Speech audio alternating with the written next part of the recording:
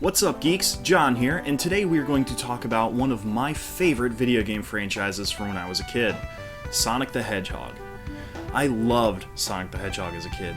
I played the games, I read the comics, I watched the cartoon shows, even Sonic Underground. I found my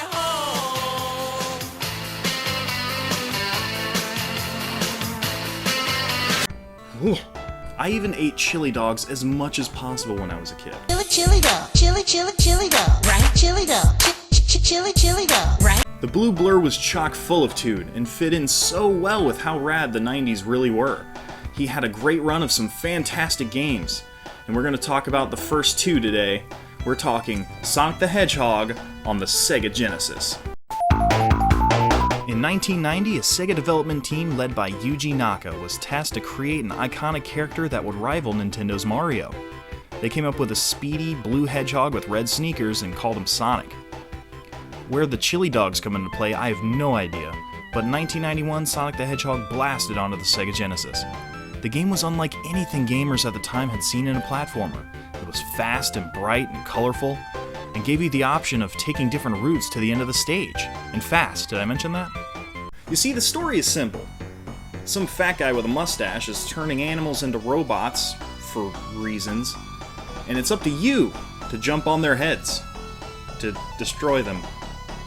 The main protagonist, Dr. Robotnik, was actually one of the early ideas for the game's hero, a fat guy in pajamas that looks like Teddy Roosevelt, because Japan.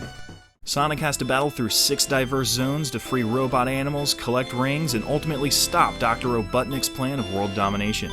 But to get the true ending to the game, Sonic must collect 6 powerful Chaos Emeralds by beating special stages. One of my favorite parts of any Sonic game is the music, and the original got the series off to a great start. Sonic Team enlisted some celebrity help in the music department by hiring Masato Nakamura of J-pop band Dreams Come True to compose the soundtracks to both Sonic 1 and Sonic 2. And he did a fantastic job. Each zone is complemented by catchy and memorable melodies that I've had stuck in my head since childhood.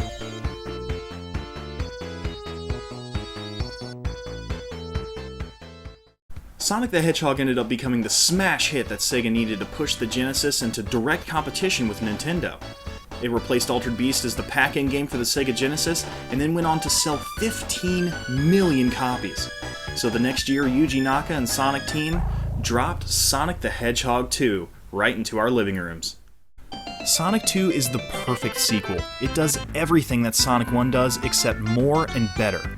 More levels, better graphics, new game modes, new moves for Sonic. It's the best number 2 of any iconic game franchise at the time. Seriously, think about it. Zelda 2 sucked, Castlevania 2 super sucked, Mario 2 was too different.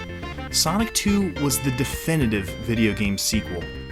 Sonic 2 even gave you something Mario wouldn't do for another 17 years. Simultaneous co-op multiplayer. Sonic 2 introduced us to Sonic's best pal, a fox named Tails. In the main game, Tails follows Sonic around, can damage enemies and collect rings for you. But if you have a second player controller, you can hand it to your little brother, or in my case daughter, and they take control of Tails. If he takes damage, goes off screen, or dies, he comes right back, like an annoying, furry boomerang. And did I mention he can fly? There's also a competitive multiplayer mode. The screen splits top and bottom, and you race each other to the finish line. Sure, the slowdown is ridiculous and frustrating at times, but hey, it works. In Sonic 2, once again, your goal is to stop Dr. Robotnik and collect Chaos Emeralds in the process. But this time, if you collect 7 emeralds, get 50 rings, and jump, you become Super Sonic. Super Sonic is cool and everything, but come on. Collecting 7 magical rocks, turning all yellow and hair-gelled. Yuji Naka is lucky Akira Toriyama didn't slap him with a cease and desist. Super Sonic is awesome and super fast and invincible and floaty, but it's a pretty blatant Dragon Ball Z ripoff. All things considered, Sonic 2 is an amazing sequel and a worthy successor to the Sonic crown. So much more stuff was included in the game, and the love that Sonic Team has for the Blue Blur and his fans definitely shows. Both Sonic 1 and 2 get my review rating of chili dog out of 10. Chili dog, chili dog, right? Sonic the Hedgehog 2 defined my childhood as a gamer. It seems to do everything right. The game's near perfect. It is so much more improved and polished over the original. I could spend all day talking about this game. But I'm running out of time. which is actually exactly what happened to Yuji Naka and Sonic Team when they started to tackle their next ambitious project in the Sonic the Hedgehog series. But we'll talk about that next time. Hey, make sure that you like, comment, and subscribe to our channel, and for more clean, geeky content with a Christian, faith-based focus, make sure you go to geeksundergrace.com. And guys, thanks for watching. For Geeks Under Grace, my name's John, and I'm signing off.